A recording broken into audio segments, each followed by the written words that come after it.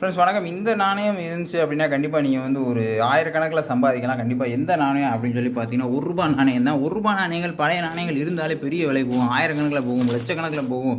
இந்த நாணயத்தை வச்சு ஒருத்தர் வந்து பார்த்தீங்கன்னா யூடியூப்பில் போட்டிருக்காரு, 2 லட்ச ரூபா போகும்னு போட்டிருக்காரு அப்படின்னு சொல்லி நிறைய பேர் வந்து நிறைய இடத்துல போய் தெரியாமல் ஏமாந்துடுறாங்க. நிறைய பேர் வந்து அதை நம்ம சேல் பண்ணிடலாம். இப்போ ஒரு நாணயம் இந்த நாணயம் கையில் கிடச்சோன்னே இதை விற்று நம்ம கடன் அடைச்சிடலாம், வீடு கட்டிடலாம் அப்படின்ற மாதிரியெல்லாம் நிறைய வந்து இதாகி கடைசியில் டிசப்பாயின்மெண்ட் ஆகுறாங்க, நிறைய ஏமாந்து போயிடுறாங்க. ஸோ அதெல்லாம் வந்து நம்பாதீங்க.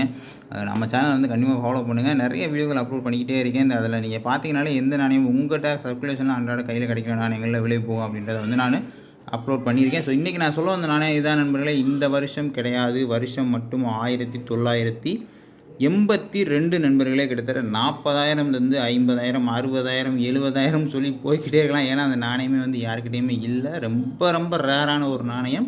கண்டிஷனை பொறுத்து உங்களுக்கு வந்து விலை வந்து அது மாறும் நண்பர்களே. சரிங்களா? அந்த நாணயம் சாதாரணமாக அவ்வளோ சீக்கிரம் கிடச்சிடாது. 6 கிராம் நாணயம் 82 பெரிய நாணயம் கிடையாது, சின்ன நாணயம். 6 கிராம் நாணயம் இருந்துச்சு அப்படின்னா சொல்லுங்கள், நம்மளே கூட எடுத்துக்கலாம். Thank you so much.